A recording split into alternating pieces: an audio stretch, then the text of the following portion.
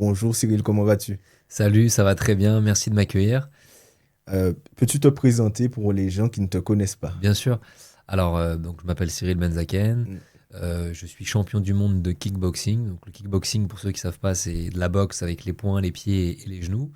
Et exactement 7 fois champion du monde et champion du monde en titre. Et j'ai été également champion du monde de boxe thaï.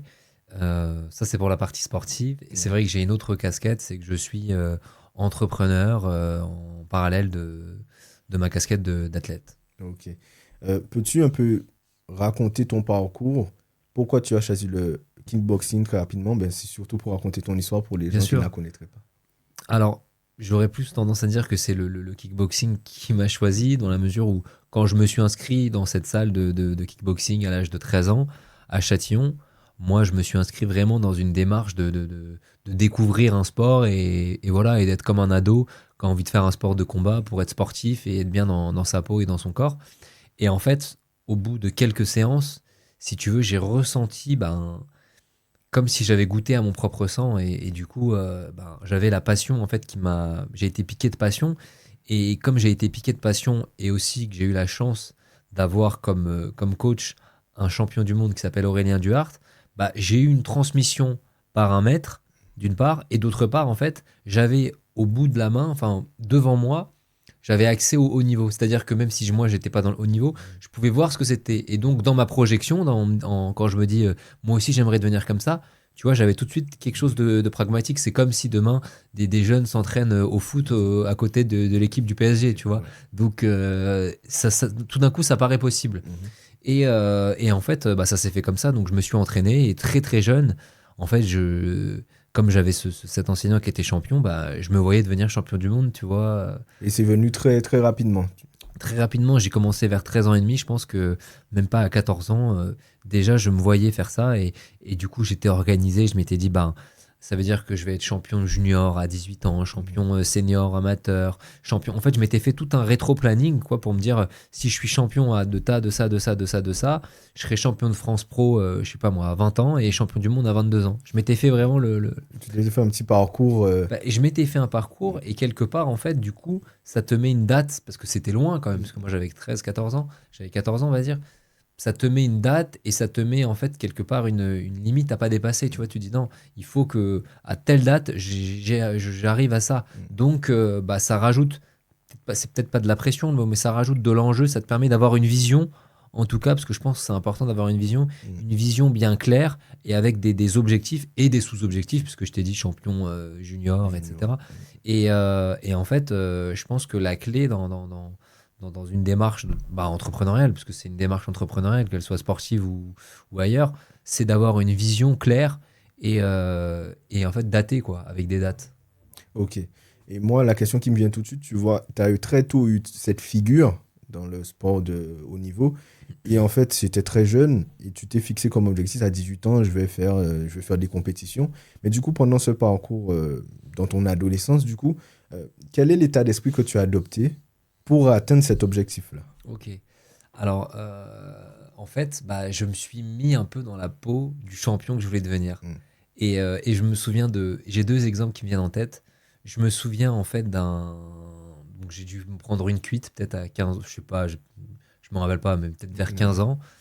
Et en fait, une ou deux, hein, pas plus. Et en fait, à partir d'un moment où j'ai eu un déclic et je me suis dit non, l'alcool, les excès, tout ça, ça peut plus faire partie de ton quotidien parce que tu veux devenir champion, tu vois. Et en fait, j'aurais pu continuer. J'étais encore loin de ma période Mm. même de compétition parce que mes parents voulaient pas que j'en fasse avant 18 ans. Mhm. Donc, tu vois, j'avais encore du Du temps temps. peut-être. Mais en fait, je me suis vraiment intégré une discipline parce que, en fait, quelque part, je voulais être celui que je voulais devenir, tu Ok. vois. Ok. J'ai mis du présent dans de l'avenir. Ça, c'est la première chose. Et une autre chose, c'est assez marrant. Donc, dans ma manière de m'exprimer, quand j'étais plus jeune, je m'exprimais pas forcément très bien. Et un jour, je me rappelle d'une amie, on est en soirée, et elle prête attention à ma manière de m'exprimer. Elle me dit, mais pourquoi tu t'exprimes comme ça, détente, tu vois? Ouais. Et je lui dis, non, je commence à m'habituer parce que quand je ferai des interviews, je vais être prêt. Ah Et en fait, oui. c'est marrant, tu vois, Mm. genre je suis passé de wesh ça va Ah, à bonjour, comment vas-tu? Ou je sais pas, enfin je ouais. me rappelle plus, mais Ouais. en fait, vraiment, il y a eu une transition comme ça. Et en fait, mais je me rappelle même pas avoir fait exprès. C'est à force d'y penser, je pense que quand tu penses à des choses de manière forte, tu mets en place des comportements associés et du coup, tu te transformes quelque part vers ce que tu penses. Mais justement, pendant cette période-là, j'imagine que dans ton conditionnement, tu avais des modèles, Ouais, c'est ça le mot, bravo. voilà, Conditionnement. voilà. Tu avais des modèles, des références que tu suivais et que tu avais envie, entre guillemets, de ressembler. Est-ce que tu peux en dire et pour quelles raisons tu avais ces modèles-là? Bien sûr. Alors, j'avais différents modèles ou icônes. En fait, déjà, mon enseignant, donc Aurélien Duhart, qui était un champion, avait une aura incroyable et avait un parcours en dehors du ring aussi, tu vois, puisqu'il avait été mannequin, top modèle, et il avait une élocution extraordinaire et une culture. Enfin, c'était un mec, en fait, qui était, je vais pas dire gourou, mais un vrai mentor. Et je me souviens d'heures que je passais à l'écouter après le cours. Tu vois, on finissait la boxe à 22h et je pouvais rester 45 minutes, 1 heure devant la salle, tu vois, dehors, on était au froid, en train de l'écouter parce qu'il nous racontait des expériences de vie, des choses. Et en fait, je trouvais ça hyper intéressant et inspirant d'être aussi, d'incarner ça et pas d'incarner seulement la performance sportive, tu vois. Après, pour me parler de modèle, moi, alors je sais pas si c'est venu plus tard, en tout cas jeune, le modèle que j'avais qui est un modèle fictif, il est devant nous, c'est Rocky parce que je sais pas, ça, c'était un peu l'abnégation, la résilience, tu vois, c'est vraiment, et le cinéma, la manière dont ils l'ont amené, je trouve ce personnage hyper inspirant et iconique pour la boxe, mais pas que. Et après, vraiment dans l'univers du sport, c'est vrai qu'il y a deux, trois athlètes qui m'ont marqué. C'est forcément Mohamed Ali, lui aussi parce qu'il a incarné, au-delà du champion qu'il est, il a incarné, tu vois, l'homme avec un grand H et la prise de position et plein de choses qui m'ont touché. Et d'un autre côté, tu as un Michael Jordan qui m'a grave inspiré. Alors ça, c'est plus tard, parce que je l'ai trouvé d'une intelligence incroyable en business et qui fait partie aujourd'hui, je pense, d'un des sportifs qui a le mieux géré son image de marque Et même son après-carrière. et son après-carrière, bien sûr. Et c'est génial parce qu'au final, je vois que tu t'es pas forcément. T'as pas pris que des modèles dans le sport et t'as pas pris des références que parce qu'ils font du sport. Tu as pris aussi le côté prestance, aura, énergie. Et justement, à quel point tu penses que ça a été important pour toi dans ton développement, dans ton schéma de sportif? Alors en fait, ces références, elles m'ont aidé à atteindre mon objectif parce qu'en fait, quand tu vois des réussites qui vont au-delà de la performance sportive ou qui sont des niches quelque part, tu te dis qu'en fait, si ça a été possible pour eux, c'est possible pour moi. Et en fait, je me souviens par exemple d'un exemple où mes parents étaient contre le fait que je fasse de la compétition et encore plus contre le fait que je veuille faire de la boxe mon métier, tu vois. Et en fait, une des raisons, c'était pas tant la violence et le fait que ce soit un sport de combat, mais c'était la précarité qu'on peut retrouver chez beaucoup d'athlètes de sport de combat, encore plus il y a quelques années. Et en fait, pour moi, tu vois, je me disais, non, en fait, c'est pas parce que beaucoup n'ont pas réussi que je vais faire partie de cela, tu vois. Et j'étais même confiant et à l'aise avec le fait de me dire, mais même si je suis le seul à faire ci, ça, c'est ok pour moi. J'ai pas de problème d'être seul dans ma vérité, tu vois, parce que je me dis, je peux la créer, tu vois. Et en fait, après, c'est vrai que tu as des athlètes de mon sport qui m'ont inspiré parce que c'est des légendes et tu as des mecs comme Jérôme Le Banner, tu vois, qui sont des immenses champions et qui m'ont inspiré parce qu'il a fait lui aussi dedans et en dehors. Voilà, exactement. Un autre champion comme Dida qui m'a beaucoup inspiré parce que lui, voilà, aussi, la gestion de l'image, l'après-carrière, le cinéma, etc. Je l'ai trouvé brillant et tout ça, ce sont des amis d'ailleurs aujourd'hui. Et en fait, quelque part, je les remercie parce que c'est des figures qui m'ont aidé à me construire, qui peut-être moi vont me permettre d'aider d'autres jeunes à se construire et du coup on se passe le flambeau, quoi. Ok. Donc au final, tu as beaucoup d'exemples qui ont réussi brillamment leur après-carrière. Est-ce que c'était vraiment une volonté pour toi de penser à l'après? Non, en fait, tu as raison de me poser la question. Je me suis pas posé de questions sur l'après-carrière, hein, pour être honnête.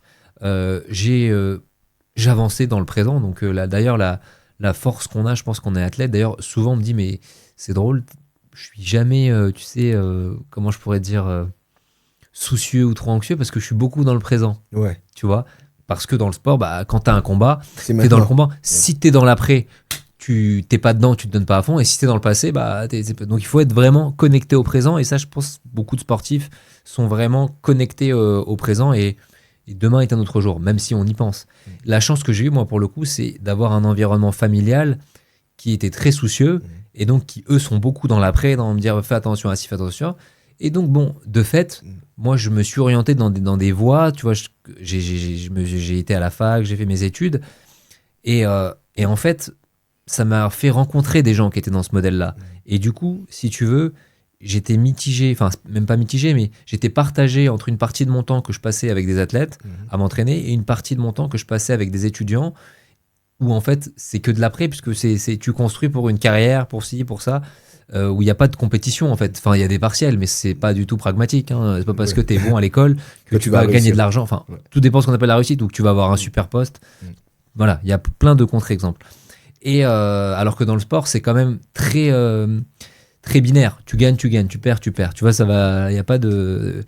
Et d'ailleurs, c'est pour ça que je pense que beaucoup de gens s'inspirent du sport parce que ça les aide, parce que il y a une grille de lecture qui est beaucoup plus facile que dans la vie où bah, quand des fois ça va pas, ça met longtemps avant de revenir. Tu vois, c'est pas une victoire. Enfin, c'est encore un combat moins dur à cerner, quoi. Et tu vois, tu as dit quelque chose de très important et je pense que c'est un défaut qu'on a un peu tous en général. Comment tu arrives à rester vraiment dans le moment présent quand tu as plein de personnes autour de toi qui peuvent te raconter des choses, te dire mais après, et imagine si telle circonstance t'arrive, qu'est-ce que tu vas faire? Comment tu arrives à rester concentré sans jamais te laisser perturber? Bah, je pense qu'il y a plusieurs choses. La première, c'est j'ai pas dit que être connecté au présent, ça voulait pas dire ne pas penser à l'après, parce que j'ai commencé par te parler d'avoir une vision. Oui, donc une vision, c'est l'après, et d'ailleurs tu construis, donc quelque part, tu es toujours dans l'après. Ouais. En fait, pour moi, il faut savoir faire la part des choses, c'est-à-dire que je suis toujours dans le présent et l'avenir, tu vois, la construction, mais par contre, il y a des timings. C'est-à-dire qu'à un moment donné, par exemple une période de combat, il n'y a plus d'avenir, il n'y a plus de passé, il n'y a que du présent. Et le présent, c'est le combat. Et en fait, c'est comme quand tu te dis, pour quelqu'un d'autre, c'est une priorité. Il y a des moments où tu mets des priorités, et quand tu as mis une priorité qui est aussi importante que celle d'un match, d'un combat, de ce que tu veux, eh ben, tu ne dois plus te laisser affecter par le reste, parce que le reste, c'est superflu. Pour la simple et bonne raison, c'est que tu te connectes un peu à toi, ce qui t'anime. Moi, en tout cas, c'est ça qui m'anime. Ton pourquoi. Mon pourquoi, tout à fait. Et en fait, quand tu sais pourquoi tu vis, pourquoi est-ce qui te fait vibrer, pourquoi tu te lèves chaque jour, chaque matin, et ben à un moment donné, tu es OK avec le fait de se dire, c'est pas grave, je peux perdre tout ce que l'on peut me proposer, tout l'avant, tout le demain, mais c'est pour que ça soit meilleur encore après-demain, parce que je m'occupe du présent. C'est un peu être prêt à sacrifier ce que je suis pour devenir celui que je veux devenir être. Tu vois un peu ce que je veux dire? Oui, j'ai très bien compris ce que tu veux dire. C'est un peu comme si l'avenir te donne quelque chose à atteindre, ce que tu veux, et tu utilises le présent justement pour le devenir. Exactement. Ok. Et du coup, on s'est beaucoup concentré sur l'avant, la première compétition. Et lors de cette compétition, pour moi, c'est un état d'esprit différent dans lequel tu étais. Et est-ce que tu avais des craintes, des doutes? Comment tu les as gérés? Et surtout, comment tu as pu gérer le regard de ton entourage par rapport à ça?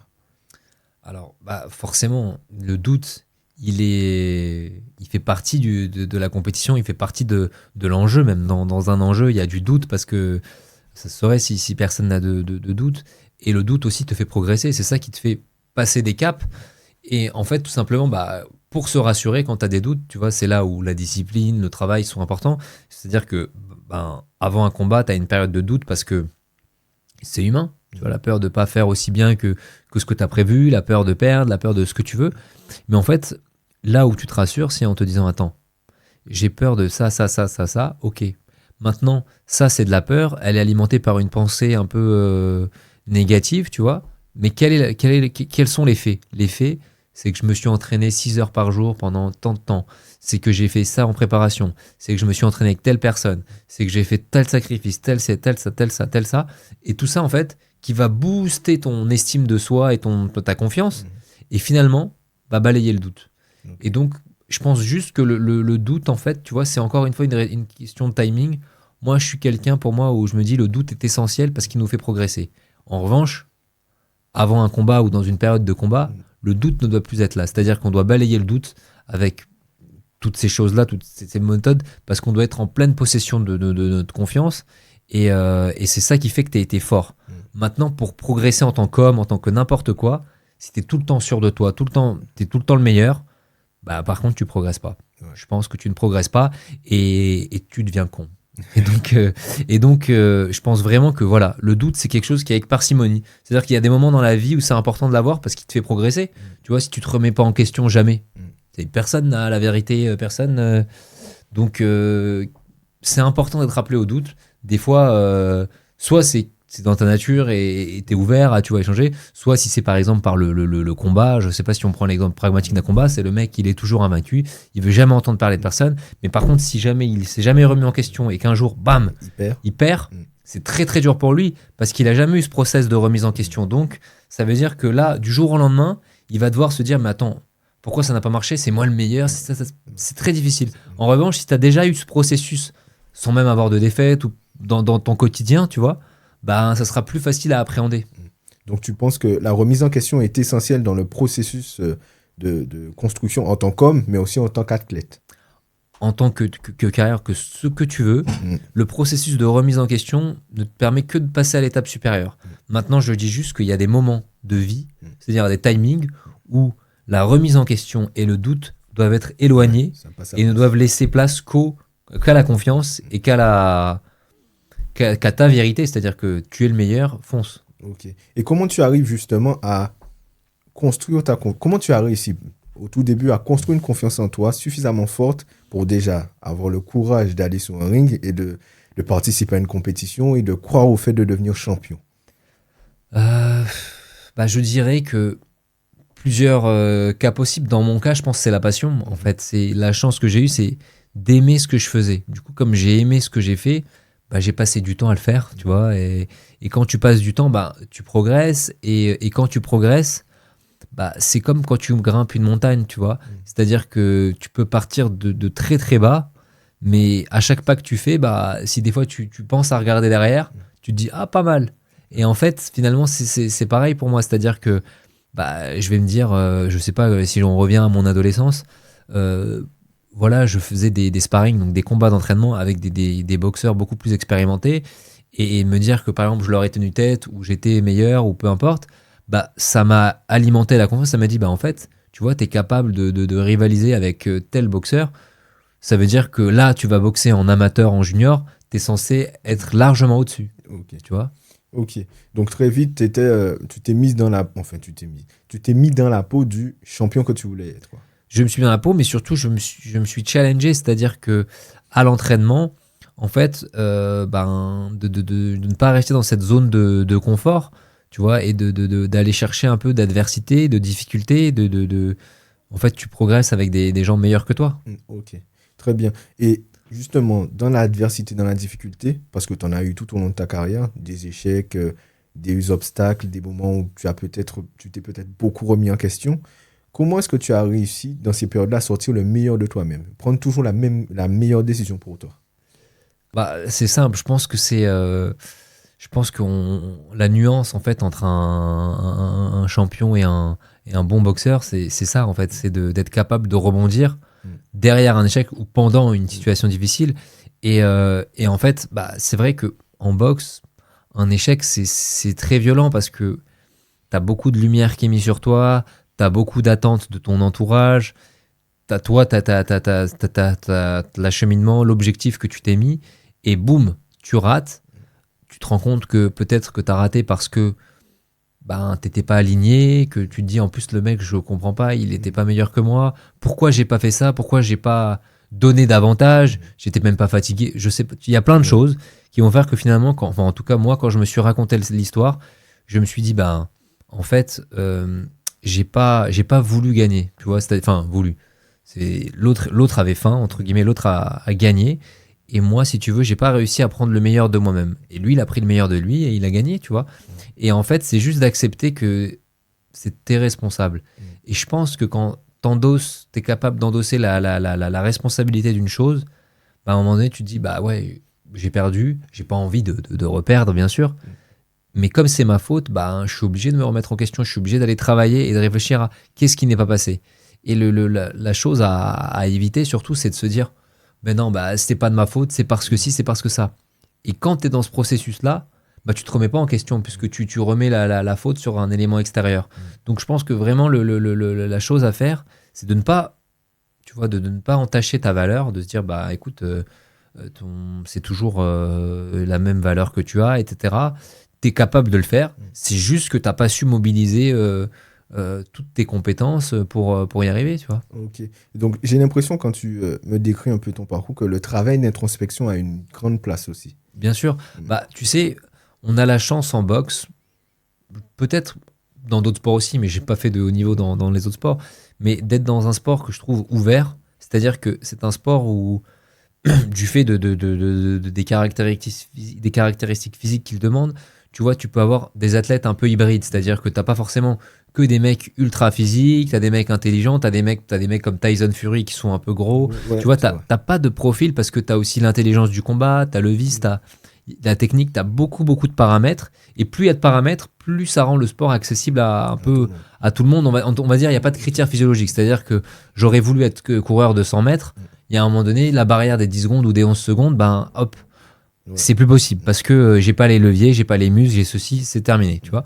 Là, on est dans un sport où tu as des gens qui sont extrêmement forts physiquement, qui peuvent être battus par des gens extrêmement intelligents, tu vois, c'est ça qui est hyper intéressant. Et en fait, à partir du moment où tu comprends ça, il faut savoir quel est toi là où tu es le meilleur, tu vois, c'est-à-dire que bah dans tous les cas, il va falloir entrer ton physique, mais je veux dire là où toi tu es le meilleur, et une fois que tu sais où tu es le meilleur, ben c'est d'arriver à se positionner, quoi. Ok. Et tu dirais qu'il faut plutôt travailler les points forts, justement, ou les points faibles? Il faut commencer par travailler les points forts Mm. parce que en fait, pour moi dans une pyramide, tu vois, comment on appelle celle de compétition, tu te différencies avec tes qualités qui vont te faire briller. Après, à haut niveau, il va falloir commencer à travailler tes axes d'amélioration parce que si quelqu'un les trouve, bah, il va Ouais. voilà, c'est terminé. Mais pour éclore, en tout cas, je pense que c'est important de travailler ses points forts, ne serait-ce que pour revenir au point de départ, la confiance. La confiance. Si tu n'as jamais travaillé tes points forts, tu vas être quelqu'un de basique. Mm. Et quand tu es basique, ben, tu n'auras pas vraiment confiance. Tu vas te dire, mais en fait, il n'y a aucun endroit où je domine quelqu'un. Mm. En fait, je suis bon en ça, ok, mais je suis jamais très bon, je suis jamais excellent. Alors que celui qui est bon en tout, enfin, ou qui est mauvais dans d'autres trucs, mais qui est excellent dans quelque chose, il sait que s'il va dans ce domaine-là, Mm. c'est le patron, il va gagner. Donc, quelque part dans sa tête, il a une voie où il est, on va dire, où il est sûr de lui. Ouais. Alors que quand tu es toujours sur du moyen, du médiocre, on n'est pas sûr. Donc, pour moi, pour répondre à ta question, il faut commencer par travailler ses points forts. Enfin, ok. Et du coup, tu vois, c'est très intéressant parce que pour toi, il faut il faut un axe d'excellence pour devenir champion et pas juste un boxeur, un kickboxer lambda. Ah, alors, en fait, quand je te dis il faut de l'excellence, c'est-à-dire que non, je te dis que c'était un sport ouvert. Donc, ça veut dire que tu peux devenir champion sans avoir, je sais pas moi, un excellent Ouais. cardio ou un excellent punch. Mais il y a forcément quelque part quelque chose d'excellent en toi. Ouais. Il y en a qui ne le savent pas, mais tu vois, tu as peut-être un excellent coup d'œil, tu as peut-être. Mm. Il y a plein de choses qui sont plus fines aussi à repérer que c'est sûr qu'il y a des qualités qui sont plus faciles à lire pour un néophyte, pour quelqu'un qui ne connaît pas le sport. Donc, un puncher, tu le vois tout de suite, tu Ouais. vois. Ok. Et du coup, comme on l'a dit au tout début, tu as 7 titres de champion, justement. À quel moment tu t'es dit que tu allais en avoir autant?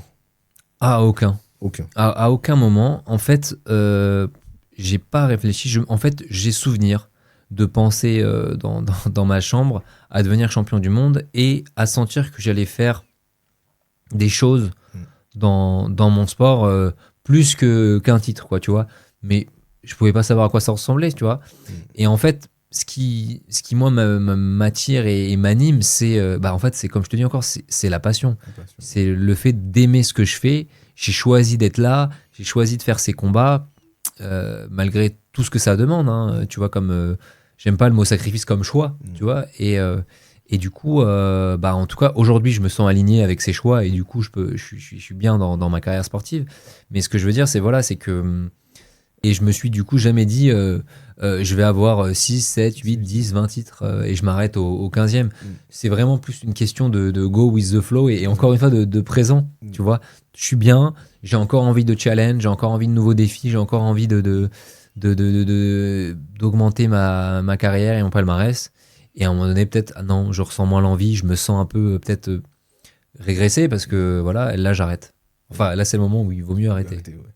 J'estime que le mental a une part très importante. Est-ce que toi, tu partages cet avis-là ou tu penses qu'il faut un peu aussi beaucoup le physique et le mental a une petite place? Alors pour moi, il n'y a pas de physique sans mental Mhm. et il n'y a pas de mental sans physique aussi, c'est-à-dire ça s'alimente. Mais le mental est le plus important. Je vais t'expliquer pourquoi. Dans ma vision de réussite, tu vois, tu peux être préparé le mieux que tu veux physiquement. Mhm. Si jamais mentalement t'es pas bien, tu pourras pas explorer et exploiter ton physique. Donc, en fait, ton physique sert à rien. C'est comme si je te dis, il y a un mec qui a 8 sur 10 en physique, mais il est capable d'exploiter 100% parce qu'il a confiance. Donc, il sera toujours à 8, tu vois, sur 10. En face de lui, tu as un mec qui a 10 sur 10 en physique, c'est une machine, mais il arrive à exploiter que la moitié. Donc, en fait, il descend à 5. Donc, versus, il est moins bon que celui qui a la confiance. Donc, le mental, c'est la meilleure arme. Et comment tu arrives à travailler ton mental pour toujours rester compétitif?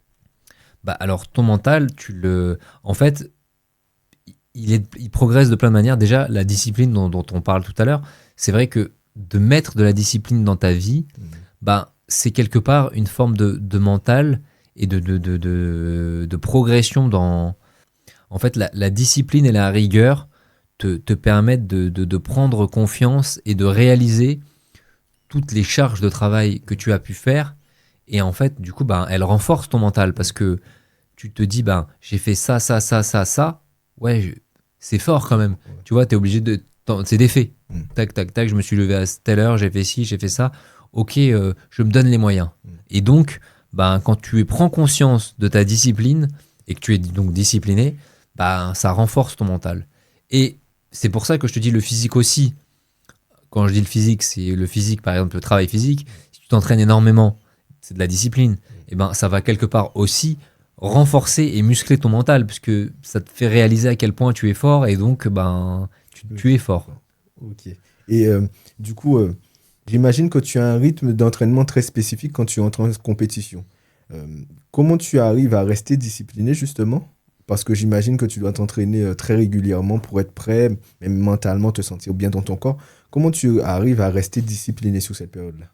En fait, j'arrive à rester discipliné dans les périodes de compétition par rapport aux activités que j'ai à côté, en me rappelant à chaque moment que, en fait, la phrase que je t'ai dit, je vais sacrifier ce que je suis aujourd'hui, c'est-à-dire refuser, je sais pas moi, des opportunités professionnelles, tu vois, peu importe, parce que si je gagne ce combat, je sais que cette opportunité-là, elle reviendra et elle sera même mieux. Donc, en fait, je priorise, comme je te disais, et je me dis aujourd'hui, l'important, le présent, c'est le combat, donc c'est la préparation du combat. Le reste passe après. Si ça tombe bien dans le timing, on y va. Si ça tombe pas bien dans le timing, c'est l'entraînement, c'est le combat.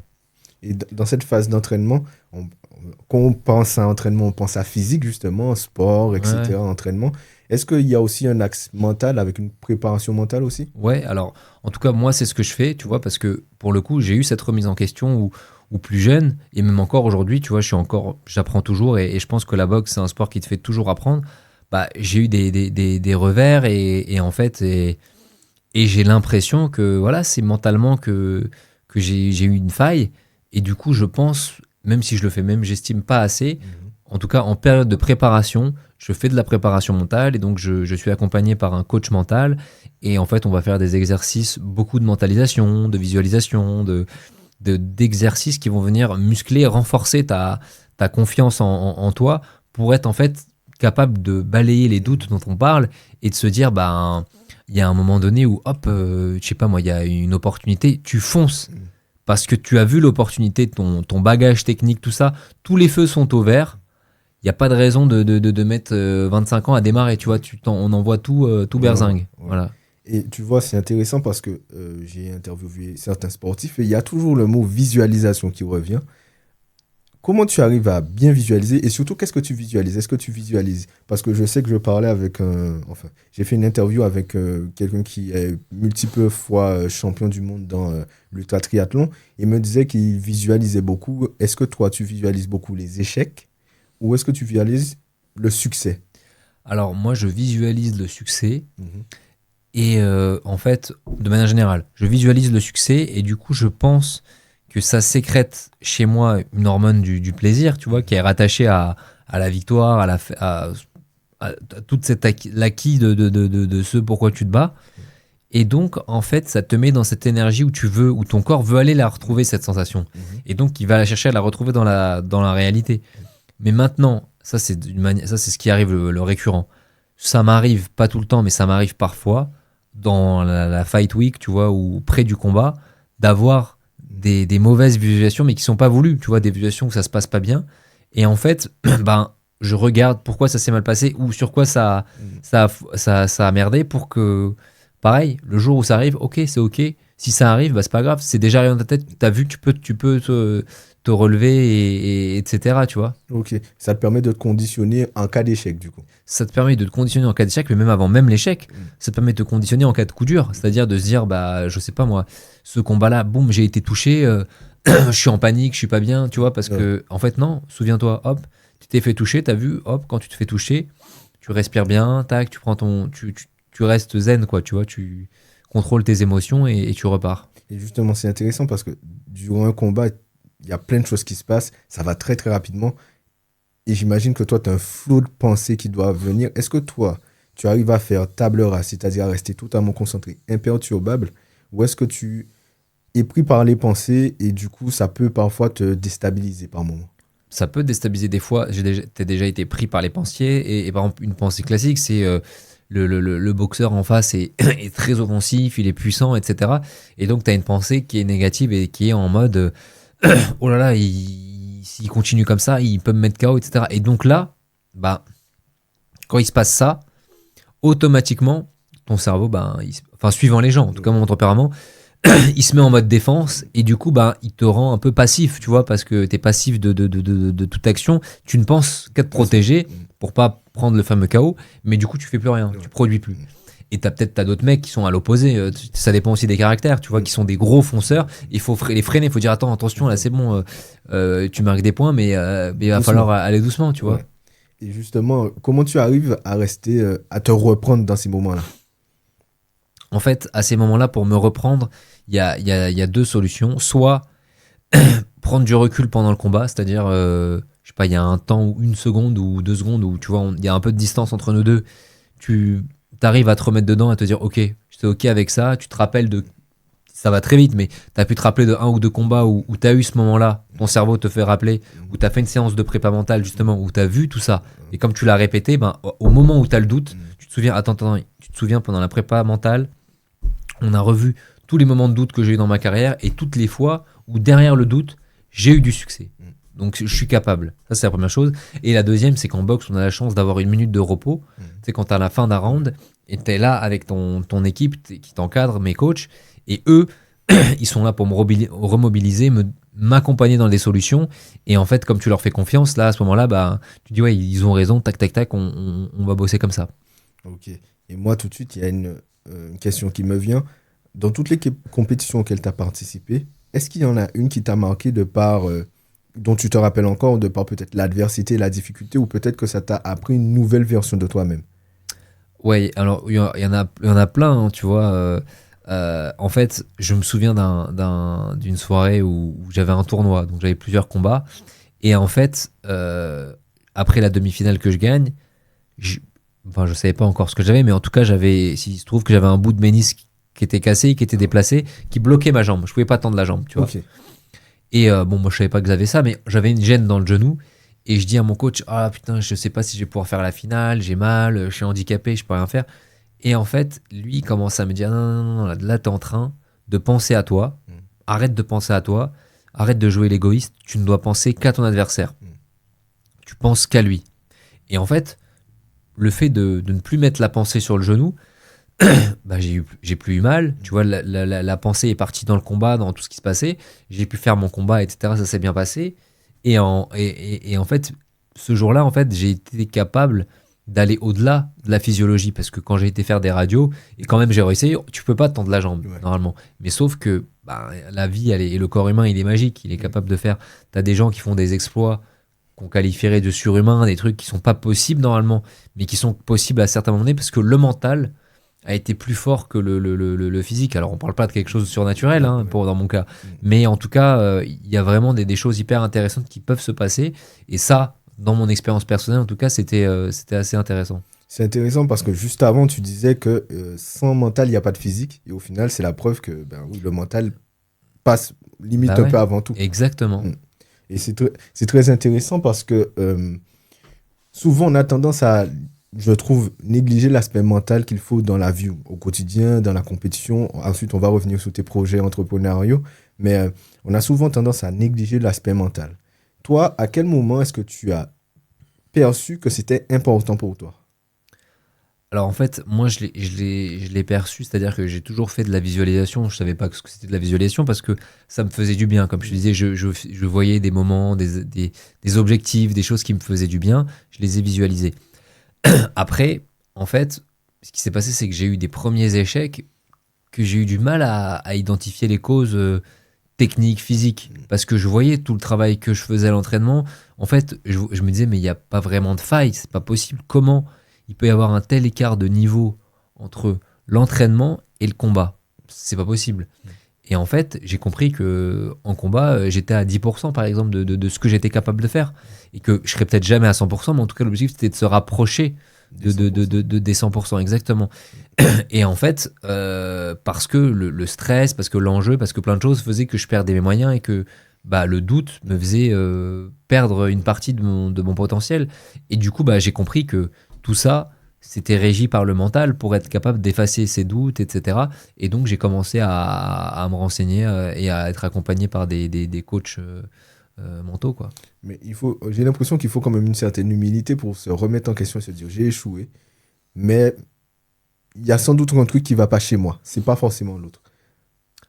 Alors oui, effectivement, ouais. Je pense que beaucoup de sportifs, en tout cas les champions, sont forcément remplis d'humilité parce que c'est ça qui les a fait.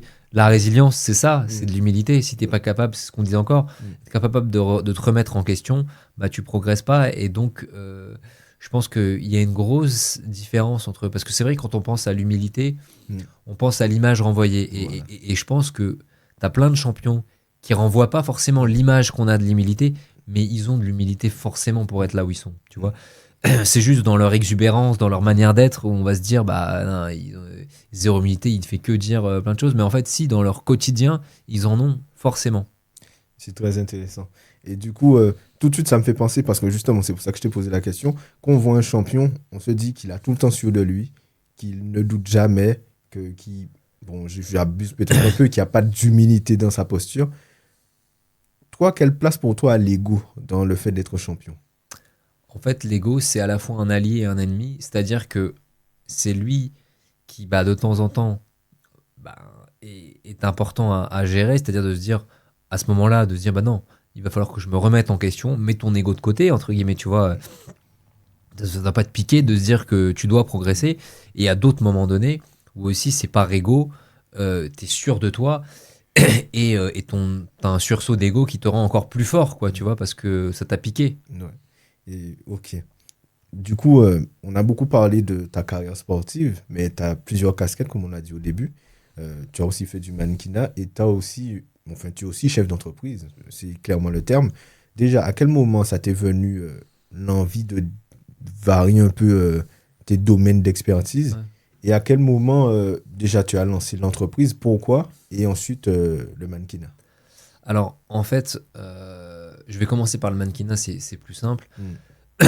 C'est très simple. J'avais une amie d'enfance qui faisait de la danse qui me dit écoute, on a mis des photos de nos shows de danse sur un site de booking.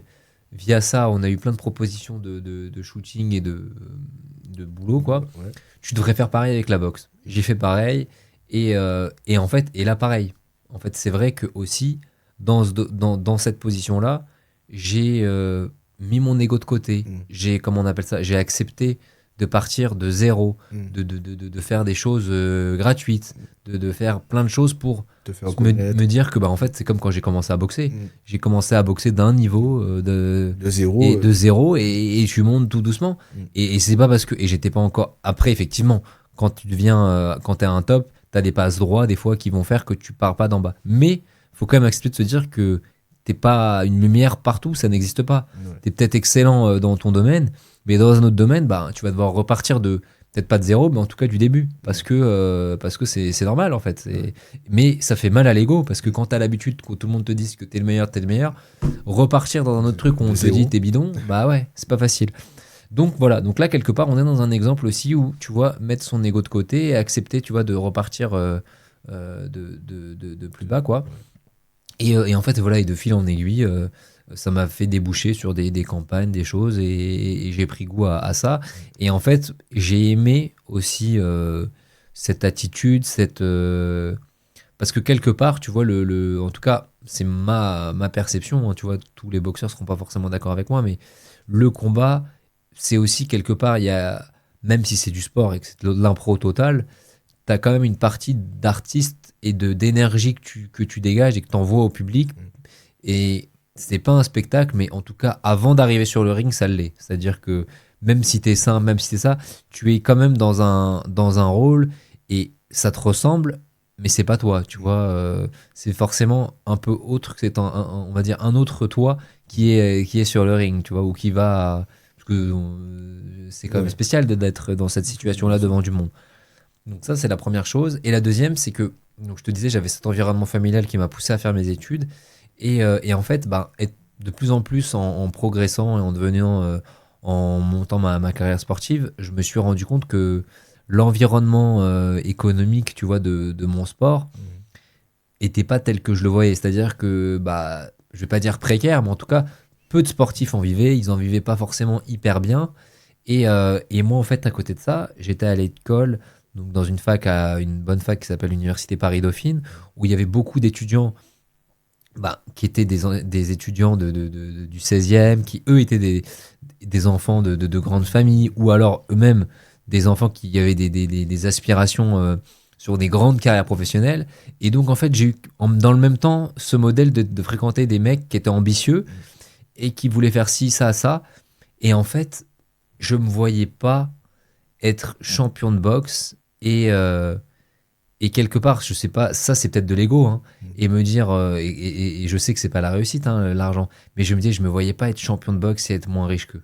Ouais. Tu vois, je me disais, je peux pas être, me dire que j'ai ce statut où ils vont, entre guillemets, dire, ouais, il fait ça, mais à côté de ça, ils gagnent mieux leur vie que moi. Ouais. Ça n'allait pas. Et donc, ben, en fait, par les faits, j'ai eu de la chance d'avoir un frère qui me soutient et une famille qui s'est mise à me soutenir grave. Et avec mon meilleur ami Yacine, en fait, on s'est posé un jour et on s'est dit, mais pourquoi pas essayer de produire nous-mêmes t'as toujours bien géré ton image, je suis sûr que tu pourrais y arriver. Et en fait, de fil en aiguille, on a produit le premier événement comme ça. On a produit donc mon combat de boxe. Et avec les moyens du bord, il fallait aller chercher. Je me rappelle plus combien ça coûtait. C'était peut-être 60 ou 80 000 euros. Mais pour nous, c'était énorme, tu vois, qu'il fallait financer en une soirée. Et donc, on s'est tapé. On a essayé de trouver des partenaires, gérer tout ce qu'on sait faire pour créer un événement. Et de fil en aiguille, c'est devenu une partie de mon métier de produire des shows. Et d'ailleurs, on a produit deux qui sont assez mémorables, puisqu'on a fait des combats au Grand Palais éphémère, donc qui est un lieu qui a l'habitude d'accueillir des sauts Hermès, des défilés Chanel, des choses comme ça. Et nous, il a accueilli le kickboxing, tu vois. Donc c'est quelque part une grande fierté. Et donc dans cette continuité-là, on va continuer de produire de belles soirées à venir. Et du coup, voilà comment c'est venu. En fait, c'est simplement venu du fait que, en fait, je me souviens d'un coach dans les vidéos de développement personnel qui disait, voilà, enfin, et aussi d'Épictète, qui disait qu'il ne faut pas, en fait, accorder d'importance à des choses que tu ne maîtrises pas. Et donc, en fait, quelque part, quand je me suis dit ça, je me suis dit, bah, ça veut dire que si tu maîtrises pas tes revenus parce que tu as un promoteur, tu es rémunéré par l'organisateur, tu peux pas te plaindre parce que enfin, tu peux pas. C'est difficile, c'est toi qui maîtrises pas. En revanche, tu as le choix de tout designer sur mesure. Comment tu verrais les choses, comment tu verrais. Et peut-être que là, tu vas avoir une marge de manœuvre plus importante parce que c'est toi qui maîtrises. Et donc, en fait, quelque part, ça a été l'envie de maîtriser les choses. Ok. Et du coup, lorsque tu t'es lancé, tu as eu une vision très rapidement ou c'est venu au fur et à mesure? Alors, oui, c'est plutôt venu au fur et à mesure. J'ai eu tout de suite la vision de faire des choses atypiques et de comprendre que en fait, ben, il y avait toute une histoire d'image à renvoyer, tu vois, de marketing et d'expérience, tu vois, parce que en fait, on est dans un sport où la performance du sport, elle ne parle pas au grand public, c'est-à-dire que euh, le grand public n'est pas forcément intéressé par le combat de tel ou tel combattant, tu vois. En revanche, peut-être que l'environnement, il y a des choses qui vont les intéresser. Et donc, c'est commercialement comment arriver à vendre un combat. Parce que, en fait, une des plus grandes réussites de l'histoire, c'est l'UFC, Ouais, qui est une boîte de marketing extraordinaire, immense. une boîte qui a 20 ans, ou je sais plus, qui était quelques millions, maintenant c'est 8 milliards. Tu 8 vois. milliards, ouais. Donc, on parle d'un truc qui est intangible, où il n'y a pas d'actifs vraiment. C'est une boîte où voilà, ils ont réussi à monter une ligue. Incroyable. Il a créé un certain engouement Bien sûr. autour justement du sport. Ben, bien sûr, et donc ça, je t'en parle même pas des performances de rien, juste pour dire que voilà, ça c'est l'exemple et c'est monté crescendo. Je pense pas qu'ils avaient cette vision dès le départ, ou Ouais. peut-être, mais en tout cas, voilà, c'est venu. Mais j'ai quand même l'impression que tu es justement, je pense que c'est ce que tu voulais dire, mais tu as été très vite soucieux du marketing autour de tes combats. C'est-à-dire que tu as voulu, euh, tu prépares tes combats et tu veux les faire dans des lieux très spécifiques pour peut-être attirer un nouveau public. Exactement. En fait, bah, si tu veux, comment ça s'est passé, c'est parce que, encore une fois, j'étais étudiant, je faisais mes combats pour d'autres promoteurs, et en fait, je sentais que quand je proposais, en fait, quand je parlais avec des collègues étudiants, ils n'avaient pas envie de venir me voir, ils n'étaient pas à l'écoute du combat, ils avaient trouvé ça cool, mais c'était trop loin de Leur de leur environnement. environnement. Et en fait, à l'époque, hein, parce que maintenant ça a évolué avec le MMA, la boxe, etc. Et du coup, en fait, l'idée, ça a été de se dire, mais attends, mais en fait, il faut que le sport, ça réponde à tout le monde. Tu vois, tu vas dans un stade de foot, tu as la possibilité d'aller quand tu vas au Parc des Princes, tu as des loges ultra VIP où Ouais. tout est aux petits soins, la banquette, elle est à ton nom, etc. Et tu as des places sèches, beaucoup moins chères. Et tout le monde s'y retrouve. Et en fait, c'est ça le sport. C'est Ouais. qu'on rassemble. Il n'y a pas de ségrégation. On est tous, on s'en fout de sa couleur, de sa religion, son niveau social. On est tous dans le stade pour voir le match. Et donc, ils ont compris ça. Ils savent faire des offres en conséquence. Donc, dans l'hospitalité, c'était d'être capable de se dire tiens, il faut qu'on arrive à répondre à des besoins d'exigence de gens qui ont l'habitude de services premium. Ok, donc toi, très vite, c'est venu sur la table où tu t'es Non, pas pas très vite. trop Non, vite. non, j'ai progressé. C'est grâce à quelqu'un avec qui je me suis mis à produire qui m'a qui m'a fait remettre un niveau, tu vois, certaines choses. Ok. Et du coup, parce qu'on a fait une petite bascule, sport, entrepreneuriat, mannequinat, quelles sont les valeurs que tu retrouves, que tu as dans le sport, que tu retrouves justement dans ton chemin entrepreneurial? Bah, je dirais que c'est la discipline et l'abnégation. C'est-à-dire que grâce au sport, bah, en fait, tu es capable de garder la tête froide quand ça va pas, parce que tu as déjà rencontré des moments où ça n'allait pas. Et c'est vrai que, tu vois, je pense que pour former c'est même pas des bons entrepreneurs, mais des gens forts, quoi, tu vois, je pense que la compétition sportive pourrait être un super atout dans nos écoles. Je m'explique, quand tu fais de la compétition sportive, sans chercher à faire du haut niveau, hein, juste de la compétition sportive, tu apprends à une personne à se préparer, à être discipliné pour une compétition, sachant qu'à la fin, il y en a un qui va perdre, il y en a un qui va gagner. Ça veut dire que dans ton conditionnement, tu sais que tu vas travailler comme un porc, mais tu vas peut-être perdre. Ça fait partie du jeu, et après tu vas refaire, etc. Et tu regagneras, et tu reperdras, et tu vas gagner. Et donc, bah, quand tu te structures comme ça, en fait, tu as compris qu'il y avait les deux possibles. Alors que quand tu n'as pas eu ce modèle en tête, quand tu es entrepreneur ou quoi, et qu'il y a un moment donné difficile, mais en fait, tu peux te dire, mais c'est quoi cette spirale? Je vais jamais remonter, tu vois. Et donc, tu te noies dans un cercle vicieux de pensées un peu néfastes, alors que, en fait, après la pluie vient le beau temps. Mais il faut que ce soit dans ton vocabulaire et dans ton ADN. Du coup, l'objectif, ce serait de banaliser un peu l'échec au final. C'est pas le banaliser, c'est d'être conscient. Alors, quelque part, c'est pas banaliser, je pense, c'est d'être conscient que, parce qu'il y en a qui n'y arrivent pas, il y en a qui vont continuer de perdre, ou continuer d'avoir des échecs, quel que soit, mais c'est être capable de se dire que c'est pas parce que ce mec a échoué, un peu à l'américaine. Tu vas voir aux États-Unis, quand tu as des entrepreneurs qui ont monté des startups qui se sont cassés la gueule, les mecs, des fois, ils sont intéressés parce qu'ils attendent. S'il s'est cassé la gueule là, Il a appris. c'est qu'il a appris et qu'il va revenir avec un super truc. Ouais. Au lieu d'être craintif, il est tombé une fois, il va retomber une deuxième fois. C'est possible aussi. Hein. Oui, bien sûr. Mais en tout cas, c'est de se dire, de laisser la porte ouverte à, ok, il y a eu un échec, il y a eu un écueil, ok, mais qu'est-ce qu'il a appris derrière? En fait, c'est d'être capable de lire les gens, de les écouter et pas se dire, on écoute que. Parce qu'en fait, quand tu fais ça, ce qui se passe, c'est que tu écoutes ceux qui tombent jamais. Mais ceux qui tombent jamais sont pas forcément ceux qui sont les plus forts, c'est peut-être ceux qui sont restés sur un chemin pas glissant, Ouais. tu vois. Et celui qui a pris un chemin glissant, ben, il a plus de chances de glisser que l'autre. Quelle place a la résilience dans ton parcours?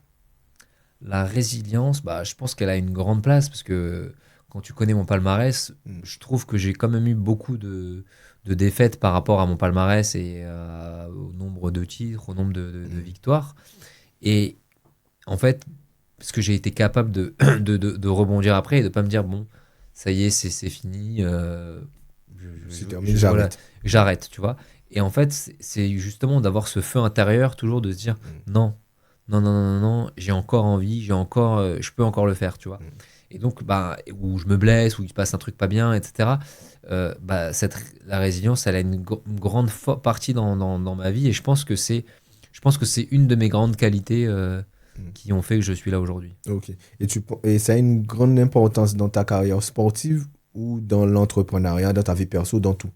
Je pense que c'est dans tout et que ça vient même de comment je me suis formé en tant qu'enfant, dans le sens où, alors on fait une introspection, hein, c'est comme si j'étais chez le psy, comme j'étais petit, tu vois, très rond, un peu gros, etc.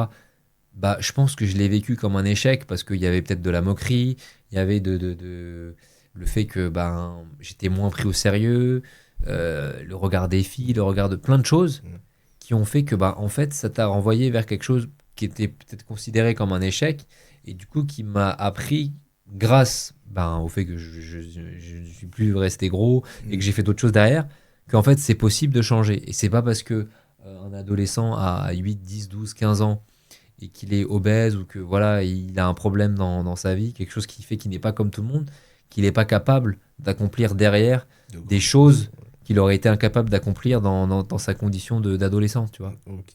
Ouais, c'est vrai parce qu'on a très vite tendance à catégoriser les gens à les mettre dans une case très Bien sûr. rapidement. Surtout les enfants, du coup. Du coup, toi, comment tu as réussi justement à rebondir de cette période d'enfant où tu étais un peu rond, totalement à l'opposé de ce que tu es aujourd'hui? Comment tu as réussi à t'en sortir? Bah, en fait, tu vois, je pense que ce qui te fait, c'est d'être bien et d'être équilibré. Et si tu veux, moi, l'équilibre quand j'étais, par exemple, rond, etc., c'était l'humour. C'était l'intérêt que pouvaient avoir les gens avec moi dans mes relations sociales parce que j'étais marrant. Après, j'ai découvert la boxe, tu vois, j'ai découvert le sport.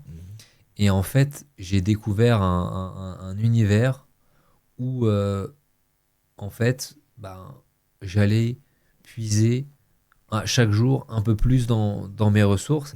Et en fait, ça me rendait fier parce que je me disais, waouh, des bouquins chez moi où j'ai des notes où il y avait écrit aujourd'hui 50 pompes, le lendemain, objectif 51. Et je suis monté jusqu'à 130 d'un coup, tu vois, Ah je sais ouais. plus, traction pareil, des trucs où, en fait, j'étais dans un challenge quotidien de progression physique, tu vois. Et en fait, et c'est là où je te dis, par exemple, dans ce cas-là, le physique a alimenté le mental et m'a rendu plus fort mentalement. Et en fait, ben voilà, c'était ça. Alors le moteur, il a été varié. Ça a été de ne plus rester dans cette condition que j'avais enfant, la condition dans laquelle on m'avait mis dans cette case.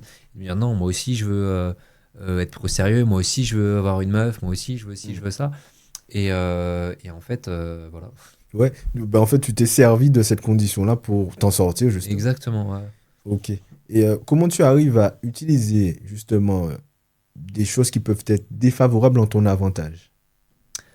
En fait, je pense qu'il n'y a pas de choses défavorables et il n'y a pas de choses favorables. C'est-à-dire que dans la vie, nos qualités sont nos défauts et nos défauts sont nos qualités. C'est-à-dire qu'il y a des choses que tu pourrais dire, bah, ils me sont défavorables. C'est-à-dire que moi, par exemple, plus jeune, il y a encore quelques années, je me suis rendu compte que j'avais quand même une tendance à être réservé. Mhm. Tu vois, plus jeune, je me rendais compte, je me trouvais réservé. Du coup, en fait, j'avais l'impression de manquer des choses, tu vois. Mais en fait, quelqu'un de réservé, c'est quelqu'un qui est à l'écoute. Mhm.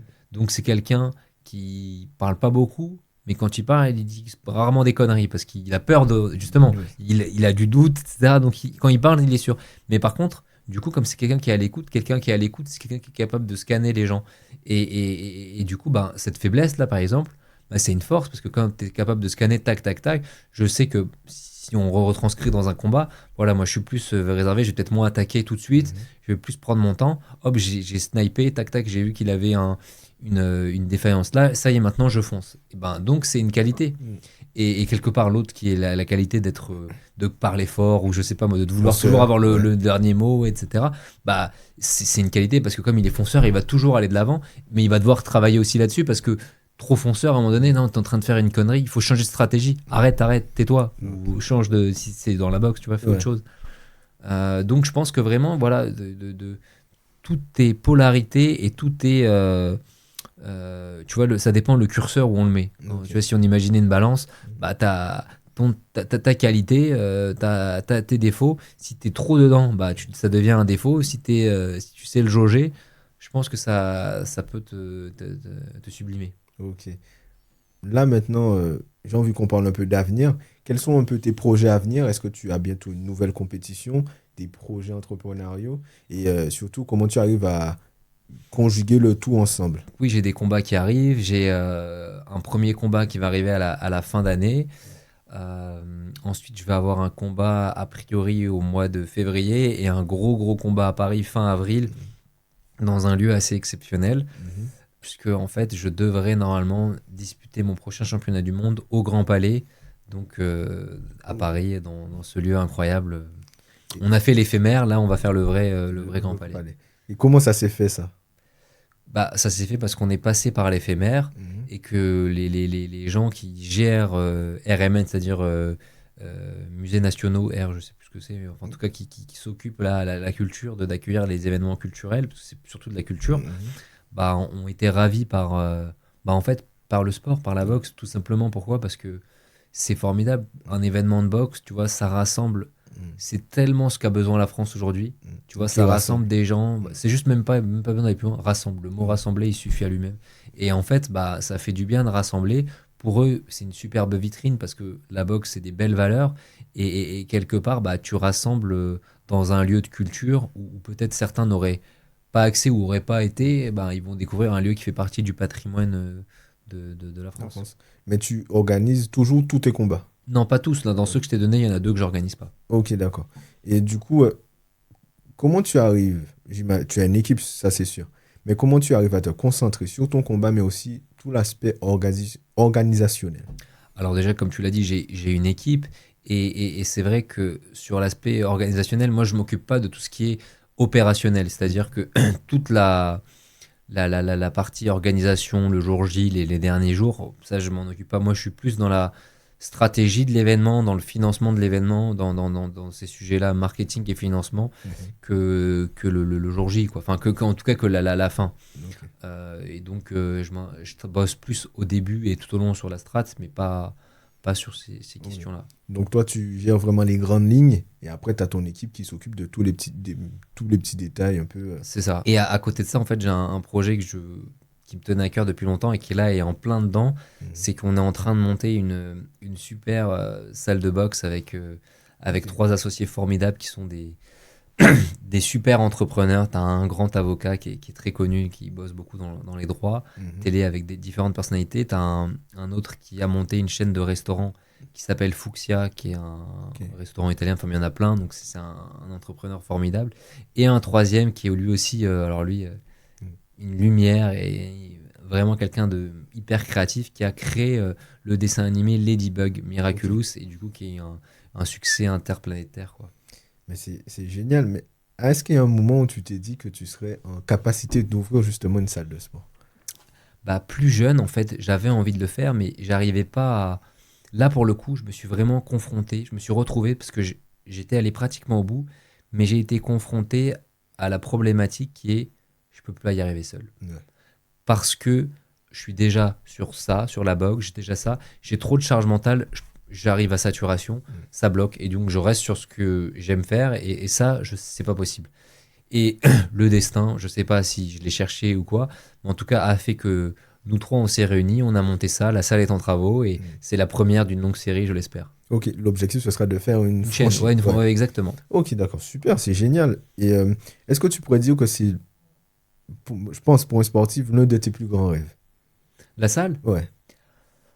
Non, parce que, en fait, je sais pas si c'est pour un sportif, en tout cas, dans ma vie de sportif, avoir ma salle, etc., ouais, ça c'est un rêve et un kiff, mais si tu veux, en fait, comment je me suis construit, je pense, à force d'entreprendre et même à force de combat, de nouveaux challenges, bah en fait, j'ai pas de plafond de verre et j'ai pas de plus grand rêve. Ça Ok. veut dire que demain, peut-être que je vais me dire non, en fait, on est en train de monter une innovation dans le sport, tac tac, une start-up et je vais être aspiré par le projet parce que c'est un projet qui aura un impact, Ouais. tu vois, dans le monde entier et pas que localement, je sais pas.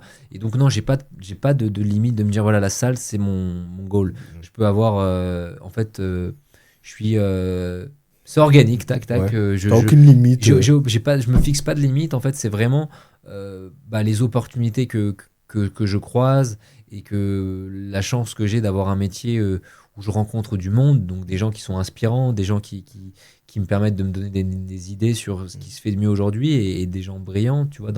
Enfin, et en fait, vraiment, encore une fois, le défaut d'être réservé, peut-être, c'est encore une fois d'écouter les gens Ouais. et d'être capable de prendre le meilleur de chacun et il y a du bon dans tout le monde. Et justement, comment tu arrives un peu à gérer l'entourage, le regard qu'ils peuvent avoir dans tout ce que tu fais?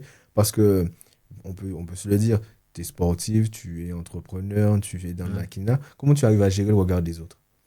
Alors, ben, j'ai la chance d'avoir un entourage assez sain et qui n'a pas trop bougé, en tout cas dans le proche, Mm. qui n'a pas vraiment bougé depuis longtemps. Donc en fait, c'est des gens c'est pas des fans. Mm. J'ai pas des fans autour de moi qui m'encensent. Mm. Et ça m'aurait fait du bien, peut-être à un moment donné, pour me donner de la Ouais. confiance plus. Mais non, moi, s'ils doivent me tirer l'oreille pour me dire, qu'est-ce que tu fais, va débarrasser ou fais la vaisselle. Il n'y a pas de, tu vois, nettoie la salle, Ouais. passe le tapis, je m'en fous, y a pas de problème. Je suis pas dans un. Et donc, enfin, la chance d'avoir des gens simples autour de toi, bah, c'est que ça te renvoie à la réalité, c'est qu'il n'y a pas de champion, il n'y a pas de. Alors oui, il y a tout ça si tu veux, mais quelque part, il y a que des hommes Et des femmes. enfin, et des femmes, des grands hommes avec un grand H, je voulais dire quoi. Ouais. Tu vois, et on est tous égaux. Et donc, ça m'a pas monté, je me suis pas monté la tête à cause de l'entourage qui, des fois, peut Oui, t'orienter vers ça. Je sais oui. pas si c'était ça Oui, que oui, tu c'est voulais. exactement ça. Mais du coup, est-ce que tu dirais que ton entourage, c'est un socle, une base pour toi, ou ils font partie un peu de ton succès? C'est les deux, hein. C'est-à-dire que, en fait, ils font partie de mon succès parce qu'ils sont mon équilibre, tu Mhm. vois. Et aussi, ils sont mon socle parce que, voilà, ils étaient là avant. Et bah, grâce à mes parents, du fait que bah, il y avait cette paix sociale et familiale, bah, par exemple, quand je m'entraînais, quand je rentrais chez moi, j'avais pas de soucis en dehors de mes soucis sportifs ou Mhm. d'école, tu vois. Ouais. Et où je sais que pour plein d'autres gens, bah, il n'y a pas ça, tu vois. Il y a des fois ils ont plein de vie, en fait, tu vois. Parce que, enfin, quand je dis plein de vie, même moi, si j'ai une vie familiale, mais Bien elle sûr. était équilibrée et paisible. Et t'en as où c'est mouvementé dans plein de secteurs. Mhm. Et du coup, en fait, c'est pour ça que c'est important pour moi de voyager, de rencontrer des gens de différents niveaux, Mhm. de différentes zones, de même en France. Quand je dis voyager, même en France, tu vois, de voir bah, qu'en fait, tu te rends compte, tu te dis, ah bah ouais, en fait, c'est vrai que moi, j'ai pu faire ça, ça, ça. Alors, bien sûr, j'ai travaillé, j'ai ça, mais c'est vrai que lui, il a eu ça et ça et ça. Et en fait, des fois, quand tu regardes que autour de toi, que t'es que entre soi, de gens comme toi, bah, tu te rends pas compte De la de la diversité. diversité, de la complexité de chacun. Mhm. Parce que, voilà, on a tous Oui, on a tous des défauts, des qualités et Hmm, des histoires de vie différentes au c'est final. ça. Exactement. Et tu arrives à te nouer un peu de tout ça, de toute cette pluralité de personnes que tu rencontres. Exactement. Et en fait, moi, j'apprécie justement la pluralité et j'apprécie en fait, j'apprécie les choses atypiques. C'est-à-dire que c'est Mhm. vrai que j'aime rencontrer des gens un peu libres, un peu. Je veux pas dire que c'est pas artiste, mais pas artiste dans le sens Ouais. un peintre ou un acteur ou un chanteur, mais je veux dire des gens qui sont profondément libres et du coup qui sont dans le présent, Mhm. qui sont détachés un peu de tout ce qui se passe. Et du coup, en Ils sont fait, plus ils sont portés, hyper ouais. inspirants parce que ils sont dans leur bulle, ils sont dans leur art. Et, Ils, ils se laissent et du porter, coup, en ouais. fait, ils sont hyper intéressants quand ils te parlent de ce qu'ils font, quoi, tu Mhm. vois. Ça peut être un mathématicien comme Ouais. n'importe quoi, tu vois. Moi, j'aime les gens qui sont allés à fond dans leur truc. Si tu devais donner un conseil à quelqu'un aujourd'hui pour, entre guillemets, réussir dans son domaine, peut-être ça peut être le sport, le kickboxing ou l'entrepreneuriat, quel conseil tu lui donnerais? Bah, lève-toi et fonce, hein. Alors, c'est vrai que ça serait cette histoire d'effacer le doute, tu vois, de te Mhm. dire, écoute, t'as envie de faire ça? T'es sûr que t'as envie de faire ça? Tu t'es posé la question, qu'est-ce qui m'anime? C'est Mhm. quoi mon pourquoi, justement? C'est quoi ma raison de me lever le matin? C'est ça? Mhm. Si t'es sûr de c'est ça, ne te pose plus jamais la question de savoir si c'est ça et travaille pour y arriver. Ok, génial. Si tu devais par exemple parler au Cyril plus jeune, qu'est-ce que tu lui dirais? En fait, si je devais parler au Cyril le plus jeune, tu vois, par exemple, il y a des combats, même si je suis content d'être arrivé là où je suis et comme ça s'est passé, hein, Mhm. euh, que j'aurais pu gagner ou pas que des combats, plein de choses, j'aurais simplement dit, écoute, tu as peur de quoi? Mhm. T'as peur de perdre? T'as peur d'être mis KO? Ça va pas te tuer. Mhm. Donc, efface cette peur et fonce. Ne te laisse pas absorber Mhm. par tes craintes et tes peurs, parce qu'en fait, ce sont ton plus grand ennemi. En fait, c'est toi-même, c'est ta pensée. Ouais. Ok, génial. Est-ce que tu as des réseaux sur lesquels on peut te suivre un peu tes combats et aussi tes événements à venir? Bien sûr, alors on peut me suivre sur mes réseaux, donc Instagram, LinkedIn, X, Twitter, Mhm. etc. Quoi. Enfin non, c'est pareil, pardon. Et du coup, ton prochain combat, c'est quand tu m'as dit? Mon prochain combat, ça devrait être le 20 décembre et Mhm. c'est à Lyon. À Lyon. Ok, très bien. En tout cas, ben, je te remercie pour ta présence pour cet épisode. Merci à toi. C'était un plaisir de te recevoir et j'espère qu'on se reverra très bientôt pour un autre épisode. Avec plaisir, merci à toi. Salut!